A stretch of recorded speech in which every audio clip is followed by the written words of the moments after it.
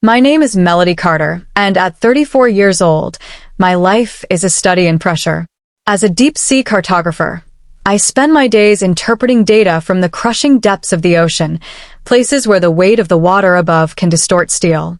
But that pressure is nothing, absolutely nothing, compared to the weight of my own family's expectations, a weight I carried silently for decades. I never imagined that my quiet, solitary work, the very thing my family dismissed as a childish hobby, would one day become the weapon in a boardroom showdown that would publicly dismantle my sister's career. She thought she was signing a contract that would make her rich and famous. She had no idea that at the exact same moment, my work would make that contract, and her reputation, completely worthless. Before I dive into the story of how a secret, hidden world a mile beneath the waves rose up to expose the truth, I want to welcome you to my channel. Let me know where in the world you're watching from today. I love seeing how far these stories travel. And if you've ever felt underestimated or had your passion dismissed by the people who are supposed to support you the most, do me a favor and hit that like button so I know I'm not alone. And for all the new viewers, make sure you subscribe, because this is a community for people who understand that sometimes the quietest people have the most powerful truths to tell. To understand the silence of the abyss, you have to first understand the noise of my childhood. Our family home was a place of constant, buzzing energy, and all of it revolved around my older sister, Clara. Clara was born for the spotlight. She was loud and brilliant, a comet trailing sparks of charisma wherever she went. She talked faster, laughed louder, and dreamed bigger than anyone I knew. My parents orbited her like twin suns, their faces perpetually tilted in her direction, basking in her reflected glory. And I, Melody, was the dark matter. I was there, I had mass, but I was mostly invisible, a quiet, gravitational pull that only seemed to register when I was in the way. Our differences were stark, even in the way we played. Clara would be in the backyard, directing the neighborhood kids in elaborate, theatrical productions where she was always the queen. I would be at the edge of the yard, face down in the grass, watching an ant carry a leaf, mesmerized by its tiny, determined journey. I didn't want to be the queen. I wanted to understand the world the queen stood upon. This dynamic was cemented during our 9th and 10th birthdays, which were close enough together that our parents decided a single, grand celebration was the most efficient way to handle it. The party was, of course, a Clara party. It was held at a local stable, a full-blown pony riding extravaganza. Clara, wearing a ridiculous tiara and a sash that read Birthday Princess, held court atop a gentle, long-suffering pony named Patches. My parents' camcorder followed her every move, capturing her regal waves and triumphant giggles. My gift was an afterthought, unveiled later that evening after the guests had gone home and the sugar high had crashed. It was a 20-gallon aquarium, clearly secondhand, with a faint line of mineral scum at the top that Dad hadn't quite managed to scrub away. But to me, it was the whole world. It was a universe I could control, a silent, graceful kingdom of my own. I spent hours arranging the colored gravel, positioning the plastic shipwreck, and reading the little booklets about pH balance and nitrogen cycles. My father, seeing me on the floor with my hands plunged into the tank, clapped me on the shoulder. "Still playing with rocks and water, Mel? It's a bit messy, isn't it?" My mother chimed in from the doorway. "Just try to keep the water inside the tank, sweetie. I just vacuumed." Clara, peering over my shoulder at the 3 guppies I'd named, wrinkled her nose. "They're boring," she declared. "They just swim around. Why would you want to watch Pet Rocks?" Pet Rocks. The name stuck. For the rest of our childhood, my passion for the natural world, for geology, for marine life, was dismissed as my strange obsession with pet rocks. It was the first time I realized that my world, so full of wonder and complexity, looked barren and boring to them.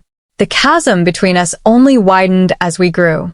In high school, Clara became a debate team demigod. Her trophies filled an entire shelf in the living room, gleaming monuments to her verbal acuity. The house would fall silent when she practiced her rebuttals, my parents listening with rapt attention as she dismantled imaginary opponents. The year she won the state championship and the scholarship that came with it, my parents threw a lavish party that felt more like a campaign rally. Relatives I hadn't seen in years appeared to shake her hand and press checks into her palm. That same year, I, in my own quiet way, also won a state-level competition. It was the Science Olympiad, and my event was, unsurprisingly, oceanography. My prize wasn't a gleaming trophy, but a certificate printed on heavy cardstock and a $500 scholarship to the state university. I came home clutching the envelope, my heart thrumming with a quiet, hopeful pride. I found my parents in the kitchen, on the phone with Clara's debate coach, mapping out her strategy for the nationals. I waited for a pause in the conversation, then held out the certificate. "I won," I said, my voice feeling small in the big room. My dad took it, glanced at it, and handed it back with a distracted smile. "Oh, that's nice, honey. Really nice." My mother, still on the phone, gave me a thumbs up. "Way to go, Mel. Just don't get your hopes up for a career in that, you know? It's a tough field." Later that week was the official award ceremony, a stuffy affair in the high school auditorium. My parents promised they'd be there. I saved them 2 seats on the aisle. But an hour before it started, my mom called. "Honey, something's come up. Clara has a very important last-minute practice session for the nationals. We have to take her." You understand, right? "This is for the big one." I said I understood. I always said I understood. I sat through the ceremony, my parents' seats conspicuously empty. When my name was called, the applause was polite, scattered. I walked across the stage, shook the principal's hand, and took my certificate. As I sat back down, the emptiness of the chairs beside me felt like a physical presence. I closed my eyes and pictured my grandfather, the one person who had understood my fascination with the deep. He was a fisherman, a man with salt in his veins and the horizon in his eyes. He'd given me my first compass and an old, dog-eared atlas of nautical charts. "There are more secrets in 1 league of ocean than in all the libraries on land, Melody," he told me, his voice raspy. "Don't ever let anyone tell you there's nothing down there worth looking for." Sitting alone in that auditorium, his voice was the only thing that kept the silence from swallowing me whole. When it came time for college, the script was already written. Clara was destined for a top-tier law school on the East Coast, and there was never any question of how it would be funded. My parents cashed in bonds and took out a second mortgage. It was an investment in the family's future, they said. For me, the conversation was different. They sat me down at the kitchen table, a stack of brochures for business and accounting programs between us. "Melody, we need to be practical," my father began, in his serious talk voice. "Your mother and I have done some research. A degree in business administration offers a very clear path to a stable career." I looked at the smiling, generic faces on the brochures and felt a wave of nausea. "I want to study marine geology," I said, the words feeling foreign and defiant in my mouth. My father sighed, a long, weary sound of disappointment. "The pet rocks again. Mel, that's a hobby. It's not a job. Who's going to pay you to look at mud at the bottom of the ocean?" It was a battle, a quiet, protracted war of attrition. But for the first time, I didn't fold. Fueled by my grandfather's memory and a desperate need to breathe, I held my ground. The compromise was that they would contribute a small, token amount, and I would take on the rest in student loans.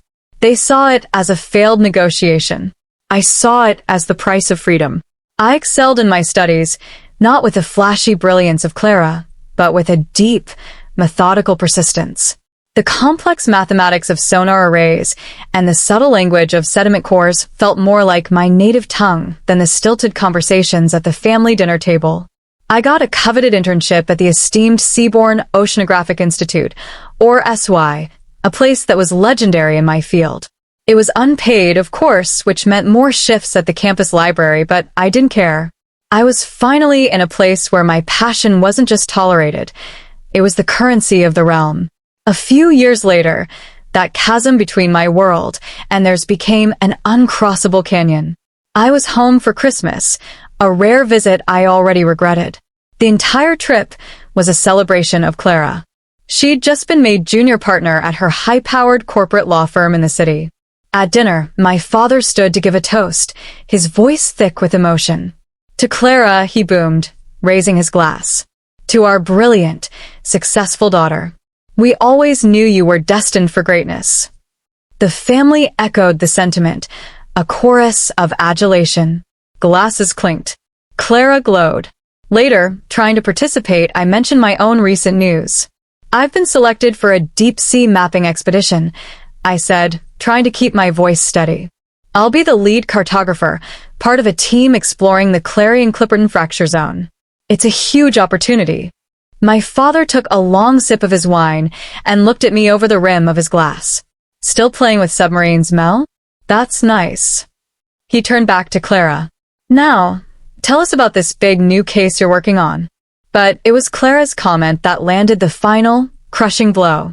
She turned to me, a smirk playing on her lips, a look of pitying amusement in her eyes. Well, I guess someone has to have hobbies, she said, loud enough for the whole table to hear. A few of my aunts and uncles tittered politely. In that moment, surrounded by family, I had never felt more alone. It was the condescension, the casual, unthinking cruelty of it. My life's work, the thing that I had fought for, gone into debt for, and poured every ounce of my being into, was just a hobby. A quaint little pastime to be patted on the head while the real adult, the important one, got on with the business of being successful. I didn't say anything. I just excused myself from the table, went up to my old room, and stared out the window. The hurt was a familiar ache, a chronic pain I had learned to live with. But this time, something else was there too. A cold, hard resolve was beginning to crystallize in my gut. They would never see my world. They would never understand its value. And from that day forward, I stopped trying to make them. A few months before the world changed, my phone rang. The caller ID read Clara. I hesitated, a familiar knot tightening in my stomach. Conversations with my sister were rarely for pleasure. They were for a purpose, and the purpose was usually hers. I answered. Melody, darling. Her voice was a confection of spun sugar, a tone she reserved for when she wanted something. How are you? How are the little fishies? I closed my eyes. They're fine, Clara. What do you need? The sweetness evaporated, replaced by a brisk, all-business efficiency. Right to it, I love that. Okay, listen. I'm on the verge of closing the biggest deal of my career. It's massive. A client of mine, Sterling Corporation, a top-tier developer, has secured the rights to a coastal area up north. Cormorant Point. I knew the area. It was a rugged, beautiful stretch of coastline, mostly undeveloped. They're planning a resort and a private marina. It's going to be a legacy project, she continued, her voice practically purring with ambition. Now, here's the thing. We're in the final stages, but we need to tick a box on the environmental impact statement. We need an oceanographer to sign off on the bathymetric surveys. A cold dread began to seep into my bones. What do the surveys show? I asked, keeping my voice neutral. Oh, exactly what you'd expect. It's a dead zone. Basically a big, sandy, underwater wasteland. Utterly unremarkable. Look, I'll send you the files. All I need you to do is glance at them and write a short letter confirming there's nothing of ecological significance out there. Just a formality. There was a pause. Then she delivered the line that lit the fuse. I can even get the firm to throw you a few hundred for your time, for your trouble. A few $100s. My professional opinion, my life's training, my integrity, valued at a few $100s. It was the dinner party all over again, but worse. This wasn't just a dismissal of my passion. It was an attempt to purchase it, to cheapen it, to use it as a rubber stamp for her own gain. The old Melody would have been hurt. The old Melody might have even done it, just to avoid a fight. But the old Melody was getting tired. Send me the files, Clara, I said, my voice colder than I intended. I'll look at them. The files arrived in my inbox a few minutes later. I opened them, my professional curiosity overriding my anger. The surveys were exactly as I'd suspected, shoddy, lazy, and deliberately incomplete. They had run a few sonar lines in the immediate vicinity of the proposed marina site, mapping the seafloor down to a depth of only 200 meters. It was a textbook developer special. Survey the shallows, declare it barren, and ignore everything that lies beyond in the deep. It was like describing a skyscraper by only looking at the lobby. But my eyes were drawn to what wasn't on the map. I pulled up the regional geological charts for Cormorant Point. Just as I'd thought. The continental shelf dropped off dramatically about 5 miles offshore, plunging into a deep, complex system of underwater canyons. The kind of geology that could easily host fragile, deep-water ecosystems. This wasn't just incomplete data, it was willful ignorance. A knot of professional indignation tightened in my chest. I called Clara back. The data is incomplete, I said, no preamble. You've only surveyed the shallow shelf. You have no idea what's in the canyon system beyond that. I could hear her sigh, the sound of a busy, important person being inconvenienced by a gnat. Melody, please. Don't make this complicated. The project is on the coast. It's not in the middle of the ocean. Nobody cares what's in some deep-sea trench. The client paid for a survey of the development zone, and that's what they got. Just look at what is there and say it's fine. It's a done deal. All I need is your signature. A done deal. Her words hung in the air, dripping with condescension. It was in that moment that the last vestiges of my deference to her, to my family, crumbled away. This wasn't about family anymore. It was about the truth.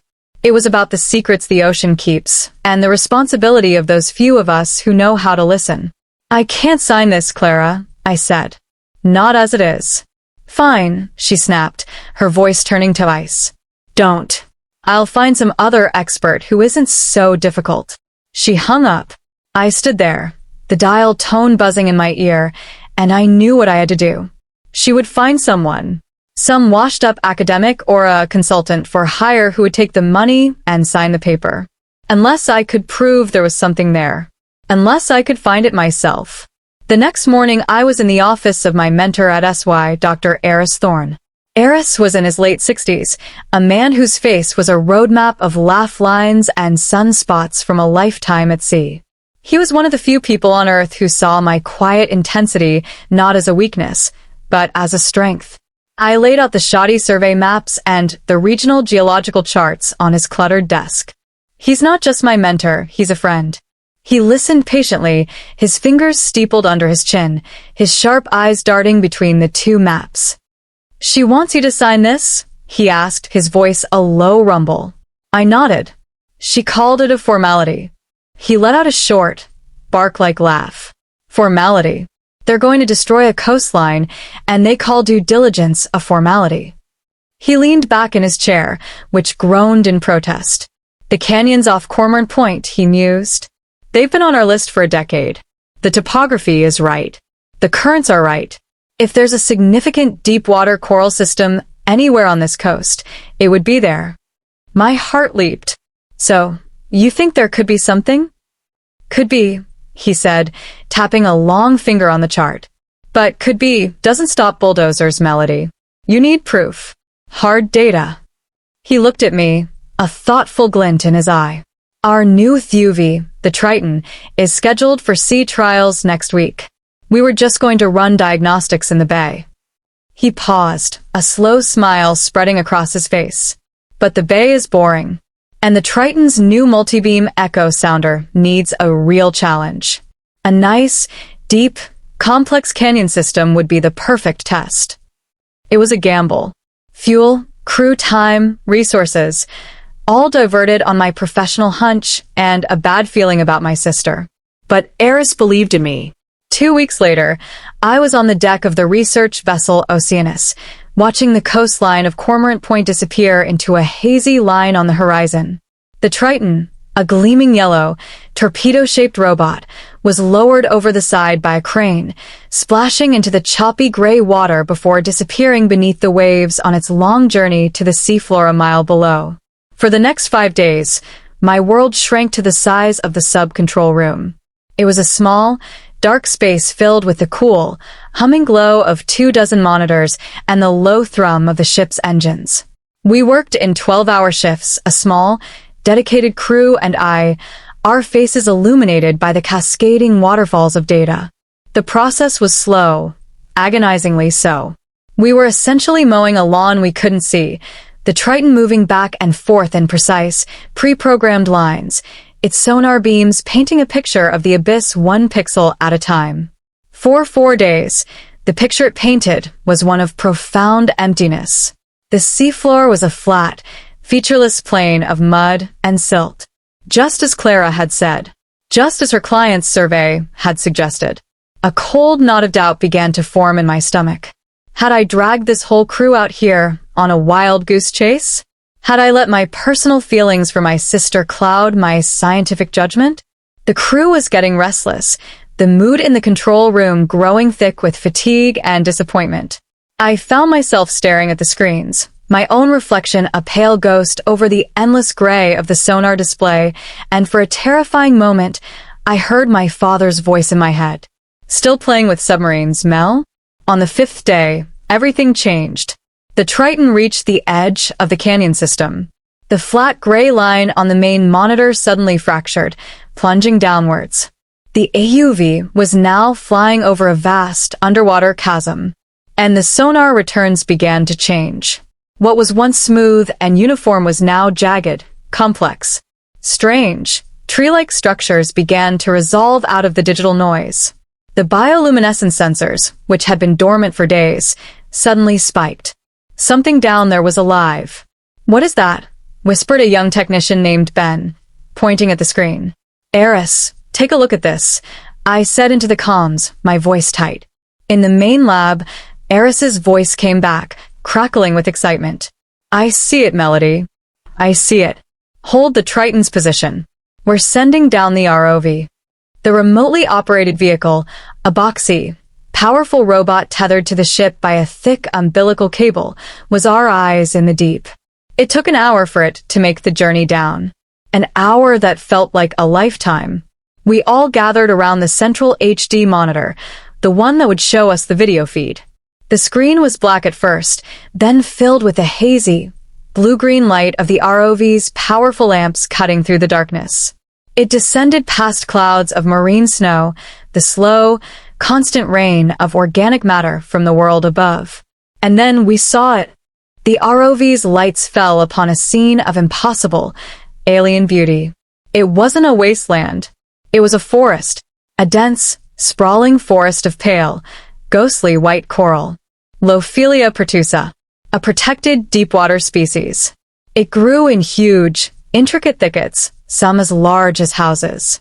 Delicate, branching structures of bubblegum pink and vibrant orange coral were woven between them. Glass sponges looking like surreal, spun sugar sculptures grew in clusters. Ghost white anemones waved their tentacles in the slow, deep currents. The entire landscape was teeming with life. Squat lobsters, crimson crabs, and strange, translucent fish darted in and out of the coral branches. The control room, which had been filled with the low hum of electronics and tired sighs, fell completely silent. No one spoke. No one breathed. We were looking at an ancient, thriving ecosystem that no human had ever seen before. A world of breathtaking fragility and beauty hidden a mile beneath the surface, directly in the path of my sister's client's legacy project. A wave of emotions washed over me, awe, triumph, vindication, and a cold, sickening dread. The joy of discovery was instantly tempered by the weight of what it meant. I had found it, and now I was going to have to use it. The journey back to shore was a blur of frantic activity. We had the discovery of a lifetime, but a discovery is just a story until it's data. And we had terabytes of it. My team and I worked around the clock, fueled by lukewarm coffee and the adrenaline of the find. We processed the sonar scans, stitched them together into a breathtakingly detailed 3D map of the reef system. We cataloged the species from the ROV footage. I wrote the report, my fingers flying across the keyboard, describing the reef's immense scale, its biodiversity, its clear status as a habitat area of particular concern under federal law. Every word felt like a stone being laid in a wall, a barrier of scientific fact that would stand between that pristine world and Sterling Corporation's marina. I sent the draft to Eris, who had been working his own magic back on land. He was a master of the bureaucratic arts, and he knew exactly which channels to go through at the National Oceanic and Atmospheric Administration, NOAA, to get our findings fast-tracked. He called me as soon as he'd read the report. "Melody, this is magnificent," he said, his voice buzzing with energy. "It's undeniable. I've already spoken to the head of the Protected Resources Division. They're waiting for it. The moment we file this, the moment it's officially time-stamped in the federal system, the entire canyon system, including the 3-mile buffer zone, is automatically placed under provisional protection. It becomes a legally binding document. No drilling, no dredging, no development. Nothing." He paused. "I saw the press release for the Sterling deal. The signing ceremony is in 3 days. We'll be ready." 3 days. The ticking clock echoed in my head. The weight of it all settled on me that night, alone in my small, Spartan apartment. The elation of the discovery had faded, replaced by a churning sea of doubt. My hand hovered over my phone, Clara's number on the screen. Should I call her? Should I give her a warning? A part of me, the part that was conditioned by a lifetime of seeking her approval and avoiding her wrath, screamed at me to do it. Tell her. Give her a chance to back out gracefully, to save face. It would be the sisterly thing to do, wouldn't it? Then I thought about her voice on the phone. Don't make this complicated. I thought about her smirk at the Christmas dinner table. I guess someone has to have hobbies. I thought about the few $100s she'd offered me to sell my soul. I knew, with a certainty that chilled me to the bone, that a warning would be useless. She wouldn't believe me. She would think it was a bluff, a petty act of revenge. She would try to bully me, to discredit my work, to bury the report with her team of high-priced lawyers. She had already shown me that she valued her deal more than the truth, and more than me. To warn her would be to invite a fight I couldn't win on her terms. The only way to win was to not play her game at all. This wasn't about humiliating her. It was about protecting something that couldn't protect itself. It was about honoring my work, my principles, my grandfather's memory. It was about finally, after 34 years, respecting myself. I put the phone down. The decision was made. I would not warn her. I would let the science speak for itself. The day of the signing, the air in the SLI lab was thick with a strange, electric tension. Eris and I sat side by side in front of a monitor, a digital clock displaying the time down to the second. We had a live feed of the press conference announcements, and we knew the signing was scheduled for 2 p.m. sharp. Eris had the finalized report queued up, his finger resting on the mouse. All he had to do was click submit. It felt like a missile launch, a countdown to an impact that would be felt miles away, in a world I'd never been invited into. A world of polished mahogany and $1,000 suits. I pictured the scene, a world away in a glass-walled boardroom, high above the city. Clara would be at the center of it, of course.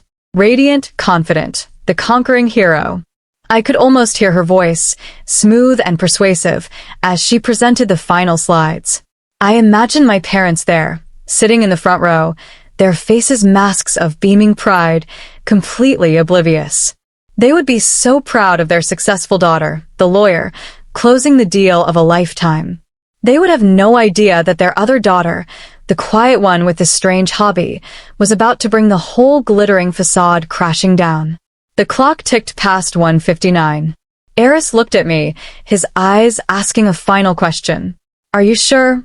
I met his gaze and gave a single, firm nod. The clock struck 2 p.m. Eris clicked the mouse.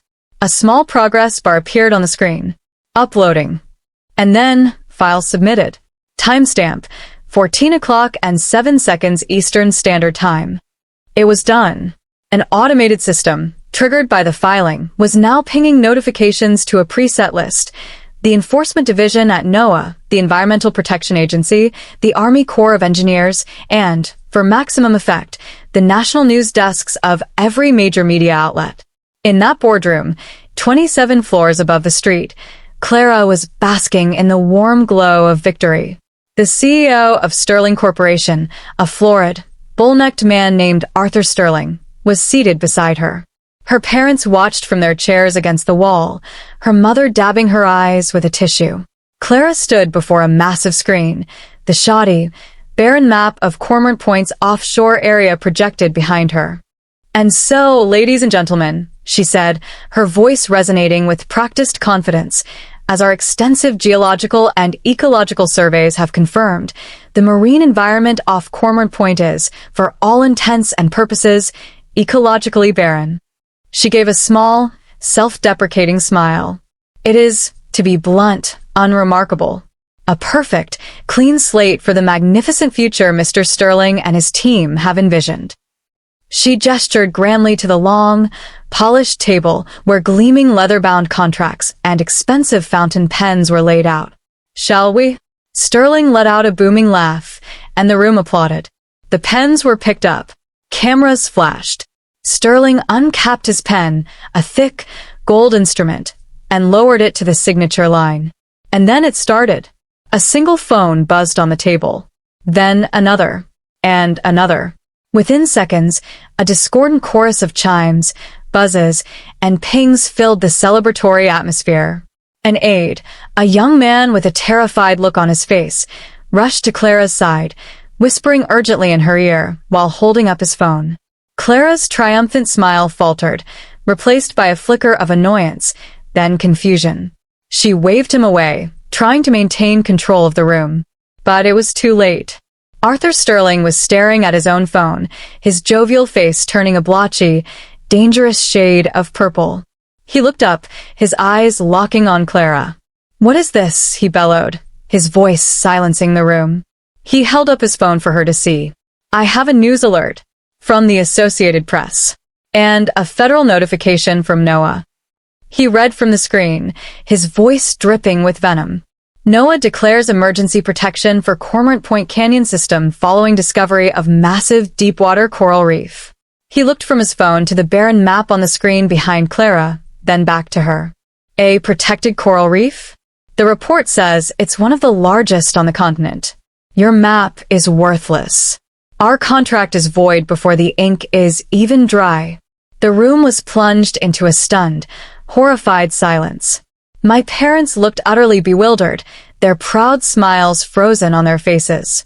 Clara stood as if turned to stone, her face a mask of chalky, white disbelief. She slowly raised her own phone, her hand trembling. On the screen, she saw the same news alert. And below the headline, in smaller print, the names of the lead scientists on the report that had just torpedoed her career. The lead author, Dr. Melody Carter. My name. Her sister's name. The room was silent, but in my head, I could hear the shriek. It came 20 minutes later. My phone rang, and the screen flashed with Clara's name. I took a deep breath, walked over to the window in Eris's office, and answered it. I didn't even have a chance to say hello. "What did you do?" The voice was a raw, ragged shriek of fury and betrayal, stripped of all its polished, professional varnish. "You did this to me. You planned this. You waited until the signing to humiliate me in front of everyone." I looked out the window at the calm, gray water of the bay. I felt strangely, serenely calm. The storm was no longer inside me. It was on the other end of this phone call. "I did my job, Clara," I said, my voice even and quiet. "I'm a cartographer. I mapped the seafloor. I found a protected ecosystem, and I filed a report. That's what I do." "Your job," she screeched, her voice cracking. "You ruined my career. You destroyed my reputation. This was my life. How could you do this to your own family?" The word hung in the air between us. "Family. Family?" I asked, and for the first time, I let the cold anger I'd suppressed for years seep into my voice. "When have we ever been family, Clara? When you called my life's work a hobby in front of everyone. When you offered me a few $100s to sign off on a lie so you could get your bonus. Was that family?" There was a sputtering sound on the other end, a mix of rage and shock. She was so used to me being silent, to me absorbing the blows, that my counterpunch left her speechless. "My report is accurate and peer-reviewed, Clara," I continued, pressing the advantage. "Your client's due diligence was not. It seems to me that's a conversation you need to have with them and your partners, not with me." I didn't wait for a reply. I ended the call. The silence that followed felt clean, pure. I had not just hung up on my sister. I had hung up on a lifetime of being made to feel small. Eris was standing in the doorway, holding 2 mugs of coffee. He handed one to me. Well, he said with a small, proud smile. It seems the pet rocks had some bite to them after all. The fallout was immediate and spectacular. The story was a media sensation. It had everything. A heroic underdog scientist, a priceless natural treasure saved at the last minute, and a greedy corporation thwarted. Lone cartographer discovers Atlantis of the deep, halts controversial development. One headline blared. I was inundated with interview requests, which I politely declined, directing all inquiries to the SOI communications office. My work, our work, spoke for itself. The institute was lauded for its discovery, and donations and grant offers began to pour in. The flip side of that coin was the implosion of Clara's world. Her firm, facing a massive lawsuit from a furious Arthur Sterling for professional malpractice and failed due diligence, suspended her indefinitely. Her name, once a rising star in the legal community, was now synonymous with a colossal, public failure. Of course, my parents called. It was my mother, her voice trembling with a mixture of confusion and accusation. Melody, what is going on? The news, your father and I... Clara is a wreck. How could you do this to your sister? I felt a pang of the old, familiar guilt, but it was faint, a ghost limb. It was crowded out by my new, hard-won clarity. Mom, I didn't do anything to Clara. I discovered a reef. It's real. It's there. It's protected by federal law. Are you saying I should have hidden it? That I should have let them destroy it just so Clara could make her client happy? There was a long silence on the line. I could hear my father whispering in the background. My mother finally spoke, her voice small and lost.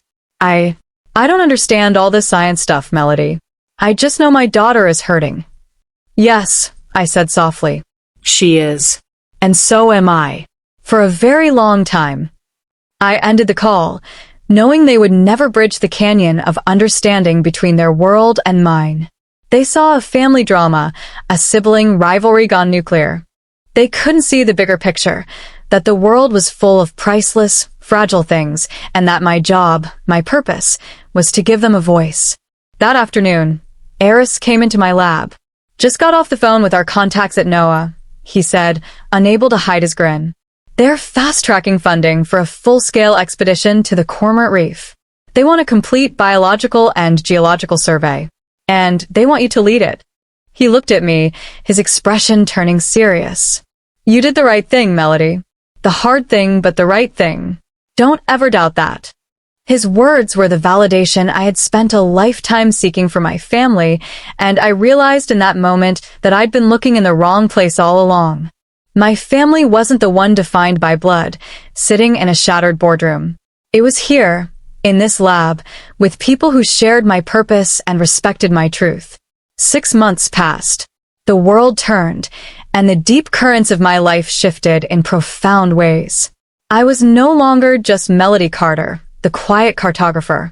I was Dr. Melody Carter, the lead scientist of the Cormorant Reef expedition. The funding from NOAA had materialized, and I now led a team of 12 brilliant, passionate scientists. Our research vessel, the Oceanus, had become my second home. The cramped, humming control room was my sanctuary. There, surrounded by my real family, the chosen family of my crew, I felt a sense of belonging that our noisy, chaotic house had never given me. We were a team, united by a shared sense of wonder and purpose. We spent our days mapping the furthest reaches of the reef, discovering new species of coral, and uncovering the secrets of that hidden world. I was giving lectures, publishing papers, and becoming a voice for the protection of the deep ocean. I was finally fully myself. One evening, while reviewing sonar data in my small cabin, an email notification popped up on my laptop. The sender was Clara Carter. My finger hovered over the delete button, but a flicker of curiosity made me open it. The tone was completely different from our last screeching phone call. It was stilted, formal, stripped of all her usual bluster. She wrote that she was sorry. Not a blanket apology, but a carefully worded one. She was sorry for the misunderstanding about my work and for putting me in a difficult position. Then she told me that she had been let go from her firm, that she had spent months in a deep depression, and that she had recently started doing pro bono legal work for a small environmental nonprofit. It was a shock, like seeing a shark learn to knit. At the end of the email, she wrote, "Our group often deals with issues of coastal development and habitat protection. Your expertise would be invaluable. Maybe you could look at some of our cases sometime if you're not too busy." I read the sentence over and over. It was an olive branch, but I could see the ghost of the old Clara in it. A request, an angle, a way to leverage my newfound status for her own new cause. Was it a genuine change of heart, or just a new strategy? The old me would have agonized over it, felt the pull of familial duty. But the new me, the one forged in the silence of the abyss and the heat of a public crisis, saw it with clear eyes. I didn't owe her my expertise. I didn't owe her absolution. My forgiveness wasn't something she could earn like a merit badge for her new, virtuous life. I typed my reply, short and to the point. "Clara, I'm glad to hear you've found work that matters to you. I wish you all the best." I hit send. It was polite. It was final.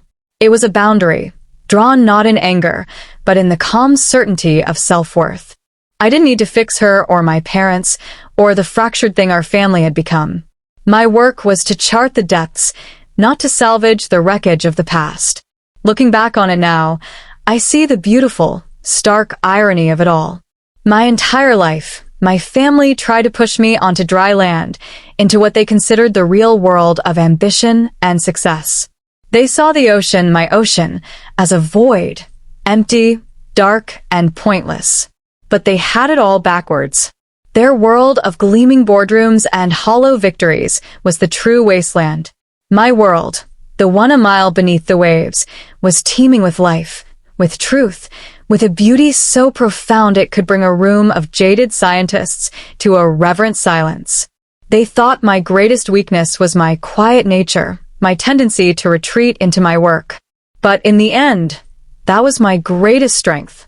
It was in that quiet, dismissed space that I was able to do the work, to listen to the secrets of the deep, and to find a truth so powerful it could shatter illusions and rewrite futures. Being underestimated gave me the freedom to operate unseen, to gather my data, to build my case, until the moment came to let the truth surface. And it surfaced with the force of a tidal wave. I learned that your value isn't a reflection you see in the eyes of others. It's a force you generate from your own core, from the passion that drives you, and the principles you refuse to compromise. Sometimes, the most important discoveries you can make are not on any map. They are the discoveries you make about yourself, about your own strength, and about the quiet, unshakable power of your own voice. So, I want to hear from you now. Share your story in the comments below. Have you ever had a passion that others dismissed as a hobby, only to find it become a central part of your life's purpose? I read every single one, and your stories remind me that we are all cartographers of our own lives, mapping our own way through the dark. If my journey resonated with you, please give this video a like, so it can find others who need to hear it. And don't forget to subscribe and hit that notification bell so you don't miss our next story. Thank you for joining me for List.